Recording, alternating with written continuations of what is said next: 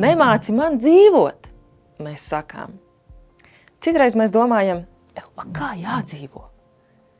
Ļoti daudz, ko mēs darām automātiski un cits iespaidā, bet dažreiz sāk nodarbināt jautājumu. Kā rīkoties? Vai tiešām darīt šādi? Un kāpēc? Kurš to noteiks? Ja tu pazīsti šos jautājumus, man tev ir stāsts. Borisa onkulis bija Staļina miesas sargs. Borisa sapnis bija būt slepeni policijas VDK aģentam un spiegam rietumos. Padomju Savienībā tam viņi izvēlējās visinteliģentākos un spējīgākos. Tos viņi nošķīra, lai izglītotu VDK darbam. Boris mācījās psiholoģisko manipulāciju. Viņš varēja ieiet jebkurā telpā un 5 minūšu laikā starp kādiem 100 cilvēkiem noteikt, kurš ir līderis. Ja viņš varēja manipulēt ar līderu prātiem, viņš varēja dabūt savā varā visu grupu un kontrolēt to.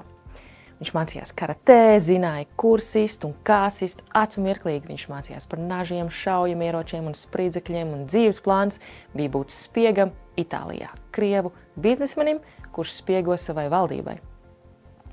Kādu nakti viņš dežūrēja Sargtonī VDK skolā. Tajā naktī bija līs lietus. Kad pēc dežūras viņš grasījās kāpt lejā no torņa, viņš paslīdēja uz pirmā pakāpienu un nokūleņoja lejā. Boris salauza muguru un nonāca VDK slimnīcā. Reiz viņš skatījās televizoru. Tajā laikā Tbilisī, Gruzijā, Gruziņu Krievu republika bija sākusi sacelties pret Maskavu. Maskava iesūtīja VDK aģentus, kur bija Boris klases biedri, lai iefiltrētos pūlī un izraisītu sacelšanos pret valdību.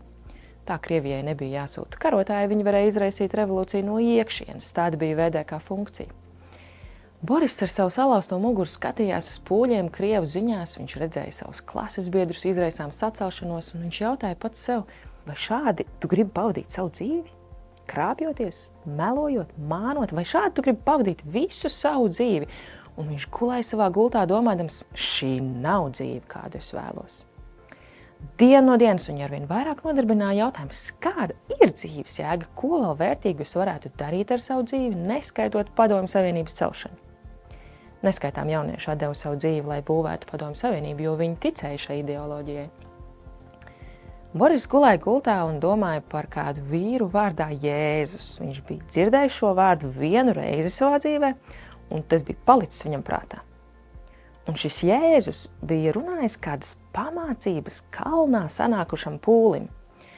Boris domāja, ja vien es varētu dabūt kopiju no tā, ko viņš runāja tajā kalnā. Kāds viņam bija teicis, ka tur ir kaut kas par dzīves jēgu, par miera nesējiem. Es gribu būt miera nesējs, es nezinu, vai es gribu būt šajā nemieru un revolūciju pasaulē. Viņš nolēma uzrakstīt vēstuli kādam mācītājam. Varbūt, piemēram, pareizticīgo draudzes arhīvos, kaut kur dziļi pagrabos, kāda noputējuša plaukta kaktā būtu saglabājusies kāda kopija no tās runas kalnā.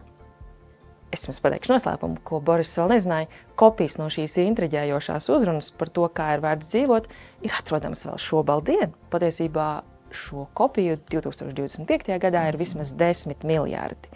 Jēzus kalna svētruna ir atrodama Bībelē Mateja evaņģēlija 5., 6., 7. nodaļā. Borisam izdevās tikt pie savas kopijas. Un, kad viņš tika ārā no slimnīcas, viņš gribēja turpināt studēt Bībeli, bet VDK nav tie, pie kuriem tu ej pēc tam, kad viņi tev ir apmācījuši un saki, es nezinu, vai es gribu šo turpināt, es laikam mainīšu profesiju. Bet viņi teica viņam, tā kā tu esi guvis ievainojumu un tavas fiziskās spējas varētu būt samazinājušās, tu vairs nekvalificējies šai augstajai pozīcijai strādāt slepeni policijā, mums ir ļoti žēl tevi apbēdināt.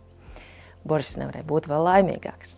Cits detaļas no viņa dzīves ir jau nākamais stāsts, bet viņš izšķīrās kļūt par miera nesēju. Vai tu zini, kas ir rakstīts Jēzus kalna svētrunā? Ir tāds jautrs izteiciens. Tiem, kas nelasa, nav priekšrocību attiecībā pār tiem, kas neprot lasīt. Diez ko gan Jēzus teica par to, kā jādzīvo? Ja kādam mūs vispār mācīt, tad vīrs, kurš augšām cēlās no nāves, ir labs variants, ne? Nu, ieskaties, ir tā vērts. Papildu literatūras ieteikums – Domas no Svētību kalna. Palīdzēs labāk saprast šo stāstu. Ja lasīsi, uzdāvināšu.